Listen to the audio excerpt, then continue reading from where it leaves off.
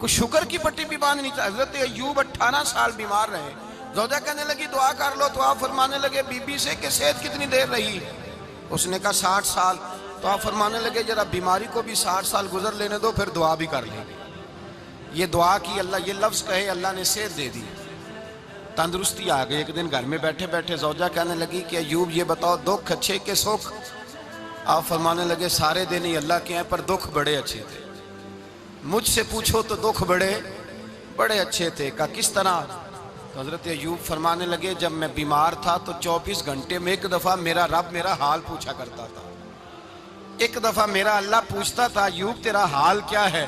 فرماتے ہیں 12 گھنٹے تو لذت ہی رہتی تھی کہ میرے رب نے میرا حال پوچھ لیا، اور اگلے 12 گھنٹے میں انتظار کرتا تھا مالک حال دوبارہ کب پوچھے گا. فرمانے لگے اب صحت تو ہو گئی ہے پر اب میرا رب میرا حال تو نہیں نہ پوچھتا. بھائی مشکلات جو ہوتی ہیں وہ تو تجھے سجا دیتی ہیں، سوار دیتی ہیں. تجھے یاد آتا ہے کوئی اپنا، جب تجھے درد ہوتی ہے نا، تکلیف ہوتی ہے، پھر تیرا دل کرتا ہے کوئی کندھا ملے جہاں میں سر رکھ کے رہوں. پھر اسی لیے تو کسی درویش سے کسی نے پوچھا تھا اپنا کون ہوتا ہے؟ تو کہا جو تجھے دکھ کے وقت یاد آئے وہ تیرا اپنا ہے. جو تجھے عین آزمائش کے وقت یاد آئے اور تجھے اس کا نمبر فوراً تیرے موبائل پہ چلنے لگے وہ تیرا اپنا سجن ہے جس کو تو دکھ کے وقت یاد کرے. تو بھائی مشکلات کے بعد جو اللہ آسانی دیتا ہے. حضرت ابراہیم کو آگ میں بھی پھینکا گیا، حضرت ابراہیم علیہ السلام کو ستایا بھی گیا، نکالا بھی گیا، لیکن جب ان مشکلات سے گزرے تو میرا رب فرماتا ہے وَإِذِ ابْتَلَىٰ إِبْرَاهِيمَ رَبُّهُ بِكَلِمَاتٍ فَأَتَمَّهُنَّ قَالَ إِنِّي جَاعِلُكَ لِلنَّاسِ إِمَامًا. کہا جب ابراہیم پورے اترے تو پھر ہم نے انہیں امام بنا دیا. یا اللہ کس طرح کی امامت دی؟ فرمایا میں نے اتنی اعلیٰ شان عطا کی ہے کہ اپنے لاڈلے رسول کو جناب ابراہیم کی نسل میں پیدا فرما دیا ہے. میں نے مصطفیٰ کو ان کی نسل میں پیدا کر دیا، قیامت تک کے لیے ان کا وقار بڑھا دیا. اللہم صلی علی محمد وعلا آل محمد کما صلیت علی ابراہیم وعلا آل ابراہیم. ان کی عظمت بڑھا دی اس لیے کہ جب وہ آزمائش سے گزر کر کے آئے پھر جو آسانی دی. میرے نبی پاک صلی اللہ علیہ وسلم نے دین ابراہیمی کی بہت ساری چیزوں کو رکھا. کہا میں ملت ابراہیمی پہ ہوں. جب کوئی مشکلات کو عبور کر کے آتا ہے، جب کوئی تکلیفیں سہ کر کے آتا ہے، اس کے لیے جو اجر ہوتا ہے، اس کے لیے جو پھر اللہ کتنی ذرا بڑی توجہ کیجئے گا. لوگ سمجھتے ہیں فلاں آدمی مشکل میں ہے تو شاید مشکل میں ہی رہے گا، فلاں آزمائش میں ہے تو شاید میرا اللہ فرماتا ہے ایک مشکل دے کے میں 2 آسانیاں بھی دوں گا. تم مشکل دیکھ رہے ہو، مشکل نہ دیکھو، وہ جو اس کو بعد میں آسانی آنے والی ہے، اور ڈبل جو میں اس پر نعمت کرنے والا ہوں اس کو دیکھو. حضرت یوسف کو بھائیوں نے کنویں میں ڈال دیا تھا، اور جب کنویں سے نکلے تو مصر کے بازاروں میں بکے، اور پھر زلیخا نے الزام لگایا تو حالات بگڑ گئے. حضرت یوسف کو جیل جانا پڑا. کتنی کٹھن زندگی تھی، لیکن میرے مالک کو کچھ اور ہی منظور تھا. کنویں میں گرنے والے، بازار میں بکنے والے، جیل میں جانے والے، الزام لینے والے جناب یوسف کو رب کریم نے اسی مصر کا بادشاہ بنا دیا. اللہ پاک نے اسی مصر کا حکمران بنا دیا. یاری تیری سونا ہے پر ازمیشاں تیریاں اگ. اے سونا پرکھیا جاوند آئی پہلو نال اگاں دے لگ. اس کے لیے تھوڑا سا جتن کرنا پڑتا، تھوڑے کٹھن حالات سے گزرنا پڑتا، تھوڑی آزمائشوں کا روپ دیکھنا پڑتا. ہم چاہتے ہیں کہ ہمیں چھیڑے کوئی نہ کوئی تکلیف نہ آئے، کوئی آزمائش. یہ ہو نہیں سکتا میرے بھائی. نامی کوئی بغیر مشقت نہیں ہوا. 100 بار جب عقیق کٹا تب جا کر نگی ہوا. ہم چاہتے ہیں کہ ہمیں کچھ بھی دقت نہ آئے، مشکلات نہ آئے. اور مشکلات تو انسان کو سنوارتی ہیں بھائی، وہ تو نکھارتی ہیں. کبھی پوچھا کرو جا کر کے کسی گندم کے دانے سے کہ تو کہاں سے ہو کے آیا ہے، کہاں سے نکل کے آیا ہے، تو وہ بتلائے گا کہ بڑے مشکل مراحل سے گزرا ہوں اور پھر اللہ نے مجھے طاقت دی ہے کہ میں انسان کے وجود کا حصہ بناؤں. تو بھائی کٹھن مراحل، آزمائشیں، تکلیفیں یہ انسان کو بڑا انسان بنا دیتی ہیں. یہ اس کے لیے ترقیوں کا پیش خیمہ ہوتی ہیں. ہمارے جوان پریشان ہو جاتے ہیں. عورتیں خاص کر کے اس بات پہ توجہ کریں، وہ بڑی جلدی غم لے جاتی ہیں. وہ کہتی ہیں جانے میرا کچھ ہوگا ہی نہیں، جانے میرا کچھ ہو ہی نہیں سکتا. میرے بھائی درجنوں اور بیسیوں لوگ ایسے ہیں جن کی اولادیں نہیں تھی لیکن نام ان کا ان سے بھی زیادہ ہے جو بڑے بڑے صاحب اولاد. حضرت خواجہ معین الدین اجمیری کو جانتے ہیں آپ لوگ؟ نہیں، جو جانتے ہیں وہ بولیں جانتے ہیں جی؟ لو جی، کافی سارے جانتے ہیں، تھوڑے جی رہ گئے نا بابا۔ جانتے ہیں نا خواجہ صاحب کو؟ ان کے کسی بیٹے کو جانتے ہوں؟ نہیں جانتے، نہیں جانتے، نہیں جانتے آپ ان کے بیٹے کو۔ حضرت خواجہ معین الدین اجمیری رحمت اللہ تعالیٰ علیہ کے بیٹے کو نہیں جانتے، لیکن ویسے آپ ہندوستان میں کسی آدمی کو چھیڑ کے دیکھیں، وہ کہے گا میں خواجہ صاحب کا روحانی بیٹا ہوں، میں اولاد۔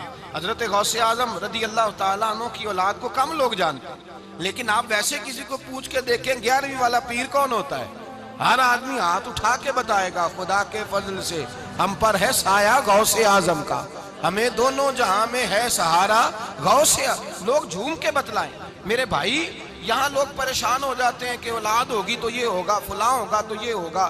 بھائی ایسی کوئی بات نہیں، میرے پاس پیسے ہوتے تو میرا ابا بیماری سے فوت نہ ہوتا۔ جو مالدار ہوتے ہیں تو کیا وہ بچ جاتے ہیں؟ حضرت اسرائیل انہیں چھوڑ جاتے ہیں؟ او خدا کے بندے تو کیسی بات کر رہا ہے؟ یاد رکھ، یہ جو آزمائشیں ہوتی ہیں، یہ جو تکلیفیں ہوتی ہیں، یہ جو تھوڑے سے مشکل حالات ہوتے ہیں۔ حضرت یونس علیہ السلام کی دوستی ہوگی حضرت جبریل امین سے، تو جناب جبریل ملنے آئے۔ حضرت یونس علیہ السلام فرمانے لگے جبریل میرا دل کرتا ہے مجھے اس بندے کی ملاقات کرا جو اللہ کا سب سے زیادہ عبادت گزار بندہ ہے۔ حضرت جبریل امین لے گئے دور دور فلسطین کے علاقے میں، اور لے جا کر ایک بندے سے ملاقات کرائی جس کی دونوں آنکھیں بھی کوئی نہیں تھی، دونوں بازو بھی کوئی نہیں تھی، دونوں پیر بھی کوئی نہیں تھی، اور اس بندے کی زبان پر لفظ بڑا کیا جاری تھے، یا اللہ تیرا شکر ہے، یا اللہ تیرا، بول کے کہیے یا اللہ تیرا، اے اللہ تیرا شکر ہے۔ شکر شکر کر رہا تھا۔ حضرت جناب سیدنا یونس علیہ السلام کہنے لگے میں نے تجھے عبادت گزار کو ملانے کو کہا تھا، تو کہاں لے آیا؟ تو حضرت جبریل کہنے لگے یا یونس، یہ ہر چیز جانے کے باوجود اپنے رب کی رضا پہ راضی ہے۔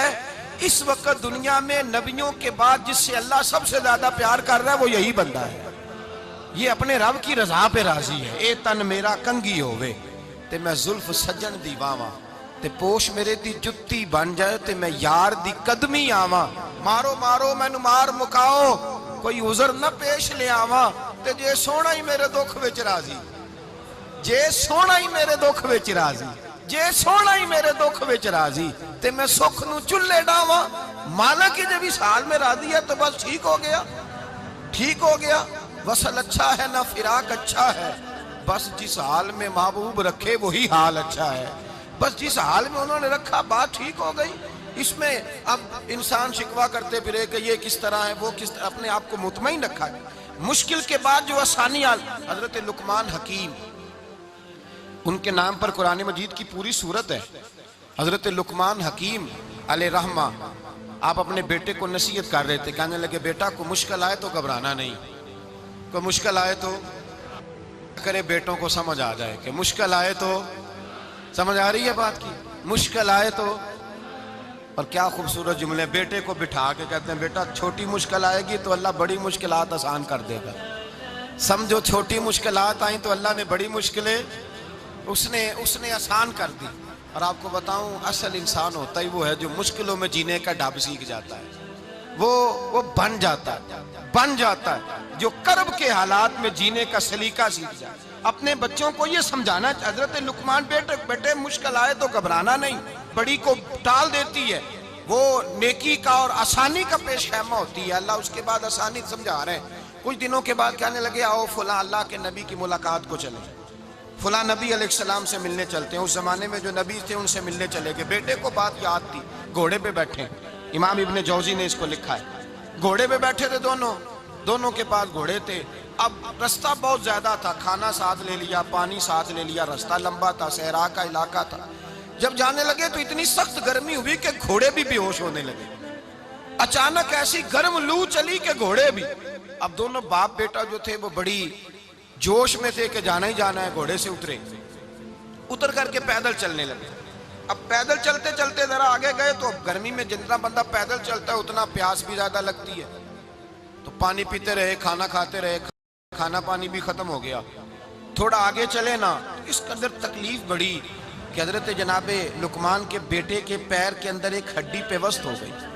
اتنی بڑی ہڈی تھی وہ اندر ہی چلی گئی پیر میں، خون کے فوارے گرنے لگے، بیٹا بے ہوش ہو گیا۔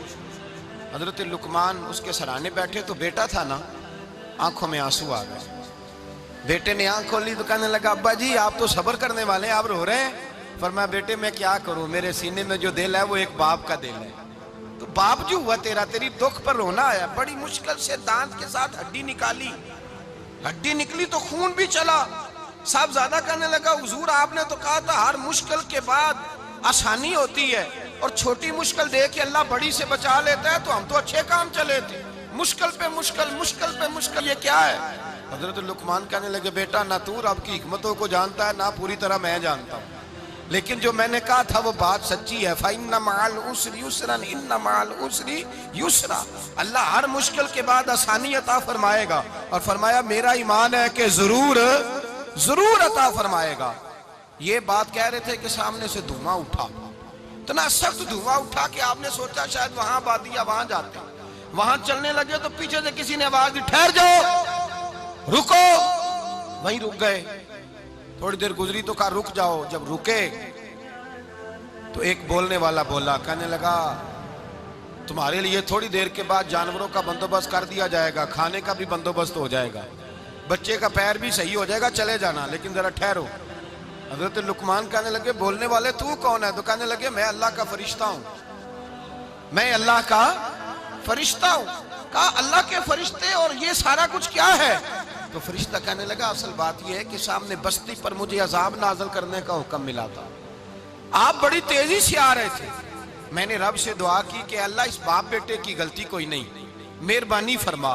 رب نے پہلے آپ کو صحرا میں الجھایا، پھر میری دعا کی برکت سے آپ کے گھوڑے ٹھہر گئے، پھر میری دعا کی برکت سے آپ کا پانی ختم ہوا، پھر میری دعا کی برکت سے آپ کے بیٹے کو زخم آیا، پھر میری دعا کی برکت سے سامنے سے دھواں اٹھا۔ فرمایا یہ جو تمہیں مشکل پہ مشکل آ رہی تھی، یہ تو میرا رب تمہیں عذاب سے بچانا چاہ رہا تھا، یہ جو تمہیں مشکل پر مشکل آ رہی تھی تو میرا مالک تمہیں عذاب سے بچا رہا تھا، تم سمجھ نہیں رہے تھے۔ حضرت لقمان نے بیٹے کی طرف دیکھا تو بیٹے کہنے لگے ابا جی بات بالکل سچی ہے، افضل الذکر لا الہ الا لا الہ الا، اور پھر پڑھنے لگے حسبنا اللہ و نعم الوکیل نعم المولا و نعم النصیر۔ یہ ورد ہونے لگے۔ بھائی جب تجھے مشکل آتی ہے، آزمائش آتی ہے، تو اس وقت سمجھتا ہے پتہ نہیں میرے ساتھ کیا بننے لگا ہے۔ اللہ تبارک و تعالیٰ چھوٹی مشکل دے کے تجھے بڑی سے محفوظ رکھتا ہے، چھوٹی بیماری دے کے تجھے بڑی سے محفوظ رکھتا ہے۔ بلکہ میں ایک دفعہ ایک تکلیف میں، ایک آزمائش میں مبتلا ہو گیا، تو میں نے اپنے حضرت سے کہا کہ حضور سارے دکھ کٹھے ہی آ گئے، کیا کیا جائے؟ تو آپ فرمانے لگے بڑے خوش نصیب ہو، جوانی میں اللہ نے دکھ دے دیے، بڑھاپے میں آئے تو برداشت نہیں ہوتے، یہ تو بڑے وقت پہ آ گئے، شکر ادا کرنا چاہیے، اس زمانے میں برداشت نہیں ہوتے، اب آسانی ہے، ان کو برداشت کرو، ہمت کرو۔ میرے بھائی یاد رکھیں آزمائشیں، تکلیفیں آپ کو بڑا کرنے کے لیے آتی ہیں۔ ہم آزمائش کو برا جانتے ہیں، دکھ کو برا جانتے ہیں، دکھ تو بڑے پیارے ہوتے ہیں، یہ رونے کا سلیقہ سکھاتے ہیں، یہ اللہ کو منانے کا طریقہ سکھاتے ہیں، یہ مسجد میں جانے کا۔ وہ جو سکھی بندہ ہے نا، سکھی، مجھے ایک صاحب کہنے لگے دو قسم کے لوگ مدینے سے آتے ہیں، مدینہ شریف پوچھنے لگے، کہنے لگے حضرت جی دو قسم کے بندے ہیں، کچھ واپس جاتے ہوئے تڑپ رہے ہیں، کچھ تصویریں کھینچ رہے ہیں رخصتی کے وقت، فرق کیا ہے؟ تو میں نے کہا وہ جو تصویریں کھینچ رہا ہے وہ امیر آدمی ہے، اسے پتا ہے کہ میں پھر ٹکٹ لے لوں گا، مہینے کے بعد پھر آ جاؤں گا، اور یہ مدینہ چھوڑتے ہوئے تڑپ رہا ہے، یہ کوئی غریب ہے، یہ کہہ رہا ہے پتہ نہیں دوبارہ موقع ملے کہ نہ ملے، یہ دکھی ہے، یہ آزمائش میں دکھی۔ سکھی بندہ تو مکے جا کے نہیں روتا، وہاں بھی کھڑا ہے، ڈٹ کے کھڑا، دکھی کوئی نہیں تو روئے کیسے؟ روئے کیسے؟ دکھیے دی گل دکھی آئی جانے، دکھیے دی گل، کیا خوبصورت لفظ ہے میاں صاحب کی، اور لفظوں میں حسن دیکھے، کہنے لگے دکھیے دی گل اے دکھی آئی جانے، تے سکھیے نو کی خبراں، تے یار جنہاں دے موت نے مارے روندے نہیں تک تک قبراں۔ یہ مشکل مرحلہ ہوتا ہے، جب انسان تکلیف میں ہوتا ہے پھر اسے احساس ہوتا ہے، اور تکلیف والے کو ہی تکلیف والے کی تکلیف کا احساس ہوتا ہے۔ جب آپ کو اللہ مشکل دیتا ہے تو سمجھ لیں رب آسانی دینا چاہ رہا ہے، جب تیز دھوپ آتی ہے تو سمجھ لیں اللہ گرم ہوا گزار کے ٹھنڈی بارش برسانا چاہ رہا ہے، اور جب چاروں طرف سے گھٹن ہو، پنجابی میں کہتے ہیں گمہ لگ جائے، تو پھر سارے بول کے کہتے ہیں اب جو طوفان آئے گا وہ سخت ہی آئے گا، اس لیے کہ گھٹن جتنی زیادہ ہوتی ہے پھر فضل بھی اتنا۔ جن لوگوں نے تکلیفیں زیادہ سہی تھی رب نے عزتیں بھی زیادہ ہی عطا فرمائی، جن لوگوں نے تکلیفیں زیادہ سہی نا انہیں اللہ نے درجہ بھی۔